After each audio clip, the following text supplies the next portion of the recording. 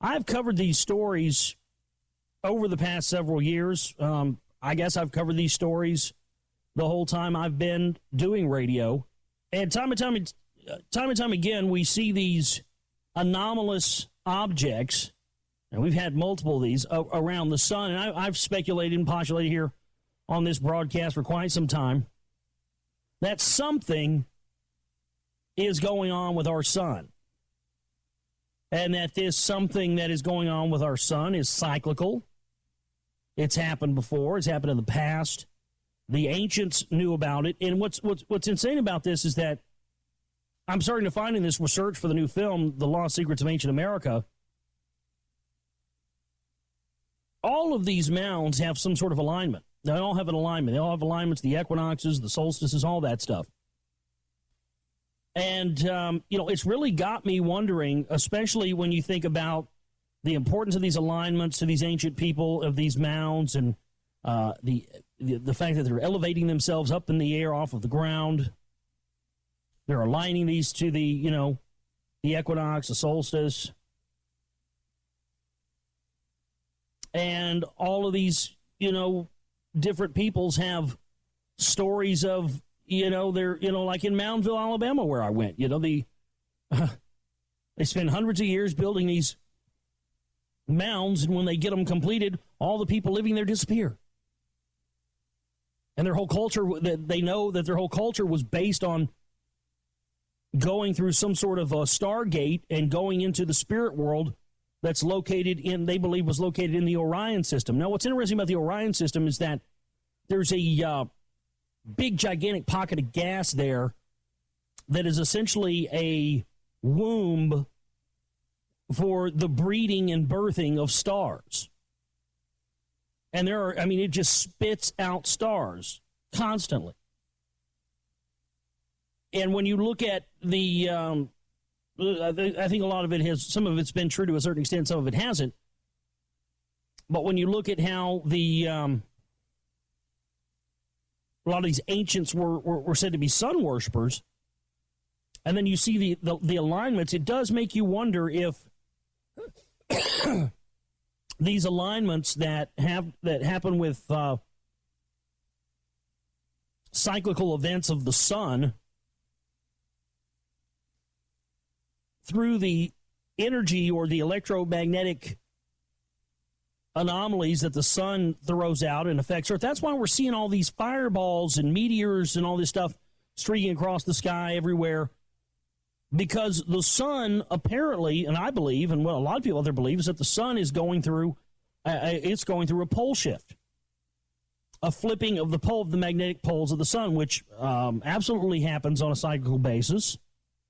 It's happened before. It's happening. Apparently, it seems to be happening now. And one of the things that they say happens during a magnetic pole shift of the sun is that the electromagnetic pull of the sun starts to pull in meteors, asteroids, all that stuff that come by it. And then because it's the flipping motion of it, you know how you take one magnet, take the other end of it, put it in they repel each other, right? Well, same principle here. And you know that repulsion force that you feel when you put two magnets together? Same thing. But that repulsion force is throwing out all the comets and rocks and meteors that the electromagnetic force is pulling in, and it's launching that stuff straight at Earth. So we're getting hammered with mass amounts of these rocks right now because the sun is going through this big shift. And what I believe, and what I'm going to try to show and explain in this film, is that the ancients knew of this, and that there's a possibility that these ancient sites that are set up and aligned to these events like the solstice and the equinox, that they knew something about these cyclical events of the sun that caused the frequency and vibrations of these sites to raise to such a point that they, I don't know, either ascended or went through a stargate or something, or went through a portal, possibly. But as I was talking about last night, I mean, I've never been one to be into this, the Messianic return stuff, but Jeebus Cripes, But I mean, we got all the signs of Quetzalcoatl returning. I mean, it's mind blowing. And then you look at this, at what the sun is doing, and we've seen these multiple anomalous objects around the sun. We've had 4 or 5 stories. Remember, just last month we had the story of the little umbilical cord thing with like the little Death Star, and it was like looked like it was sucking something out of the sun. I mean, there's a possibility that could be a miniature black hole, because back in 2008 when they first fired up CERN, 50 of the top physicists in Europe said that the biggest concern and why they were scared of firing up CERN was the things that would happen years down the road. They said, for instance, there is technical data to show that micro black holes could open up years down the road after the first firing up of CERN, and that if they were, that we wouldn't see the effects of these micro black holes until sometime around 2012. And that's kind of like what that looks like on that from that video from last month. It looks like it's a miniature black hole, and just like water going down a drain when there's a vacuum sucking it down. It looks like a spout. And what about those tornadoes that we saw that they came out with? Remember that like a couple weeks ago? Tornadoes on the sun. They made it out to be some kind of natural phenomenon. Well, what if those tornadoes, those spiral effects, are the same thing? The sun's mass being sucked into a miniature black hole, either by design or by accident, and for whatever reason, either jumpstart the sun or slow it down and create a black hole out of it. One or the other, I don't know.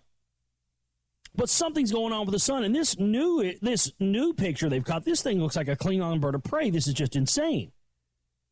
Somebody putting together a video of this stuff. I think something's absolutely going on with the sun.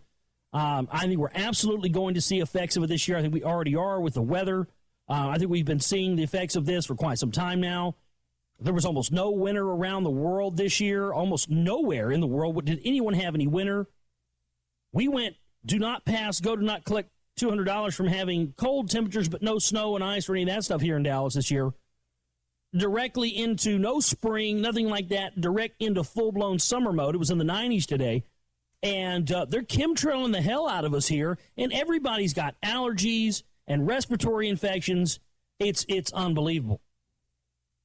What's even more unbelievable is this goddamn Klingon bird of prey. I mean, literally, we made all those Klingon jokes when we were reading all the Gods of Eden, and I dropped that link in the chat room. This is just unbelievable. A strange object flying close to the sun looks unnervingly like a huge metallic mothership, familiar from Hollywood blockbusters. The picture was released by NASA's Sun-Watching Solar and Heliospheric Observatory, known as SOHO, and has become an immediate cult hit on the internet.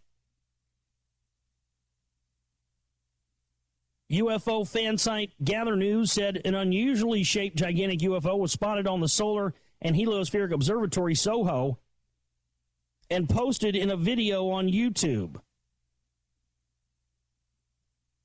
The unidentified flying object, which bears no resemblance to anything ever spotted near the sun, somehow manages to withstand the blazing heat thrown off by solar flare activity and the incredible high temperatures emanating from nuclear fusion generated on the surface of this star. What is it? Asked the site.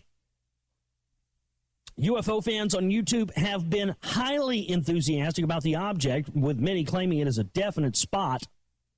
SOHO, the Solar and Heliospheric Observatory, is a satellite built to study the sun and its deep core to the outer corona and the solar wind. SOHO was launched on December 2nd, 1995. The 12 instruments on board SOHO communicate with large radio dishes around the world, which from NASA's Deep Space Network are used for data downlink and commanding. The video shows what looks like a metallic jointed spaceship with a gigantic extension, perhaps a boom arm, anchored off its lower end. An enlargement of the object makes the enormously large UFO look like a ship straight out of a Hollywood movie. I took a screenshot and added light to it, and if you can see another part of the ship, it has another third arm that goes down. So strange. Keep up the great work, says one UFO fan. Others are more skeptical, claiming such artifacts are often the product of distortion. Yeah, that's what they always. Oh, every time there's an anomalous object, it's just distortion from the. They just always look like UFOs and objects like that. That's what distortion looks like. There seems to be some intelligent design involved. It's way beyond human engineering to create. And whether this is extraterrestrial, or whether this is Earth, I mean, this could even be something of ours, of our very own, some secret project. I mean, there's no question. There's just absolutely no question that governments of the world and the elite at large have long-standing knowledge that goes back to the ancients of these cyclical events of the sun. It's one of the key hidden tenets of the secret societies, the mystery religions, and governments as a whole throughout the world. So we know for a fact, and the evidence supports that fact, that they know of these cyclical events, which would stand to reason that any mitigation technology, which is to use their terminology, that they may have would also be a secret, right? Because they're not going to get on TV. I mean, it's going to be just like that Nicolas Cage movie, Knowing. They're not going to get on TV and tell you, the end of the world's coming, folks, and give you any time to prepare. They're not going to come. They're going to tell you anything until it's too late to do anything, because they want to make sure that they keep they can keep their thing intact for as long as they possibly can. So no, they're not going to give you any kind of a warning about anything like that happening. That's an absolute fact.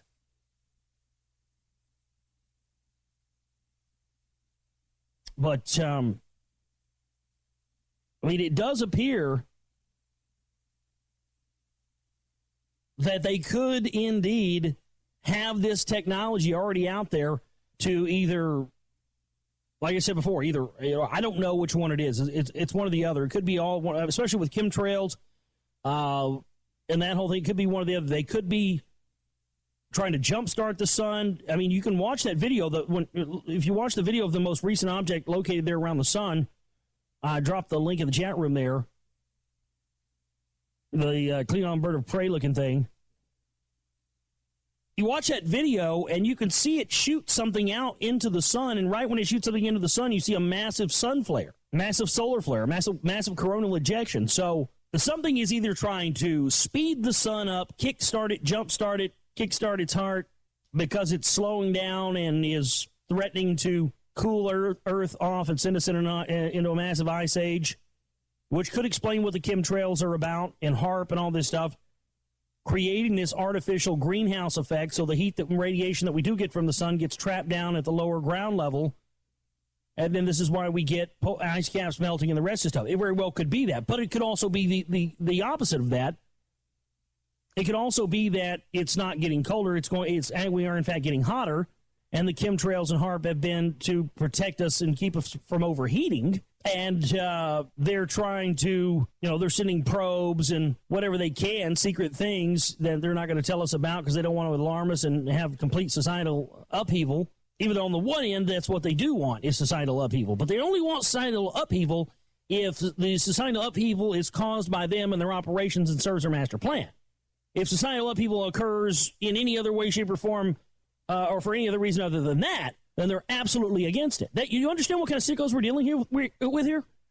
That's what kind of control freak motherfuckers we're talking about. Yes, they want societal upheaval. Yes, they want that. But they want it on their terms. They want it in their way. They want it to happen that in a way that's according to their plan, you see. And everybody thinking that the sun is heating up or slowing down or cooling down or something. People are going to have a real problem getting up and going to work every day if they know that there's a possibility we all may be dead soon, and with good reason. So, as much as, or it could be aliens. I don't know. But see, I don't want to jump to that's what everybody, that's the expected thing to do, and that's what most people probably do in this situation. They see these orbs, they see these things around the sun. It's got to be aliens. Well, the fact of the matter is, again, as I talked about last night, you're dealing in these dualities when you don't have all the facts. You could say, it's a possibility it could be extraterrestrials, but it's also a very distinct possibility it could be human-made things that they've done in secret.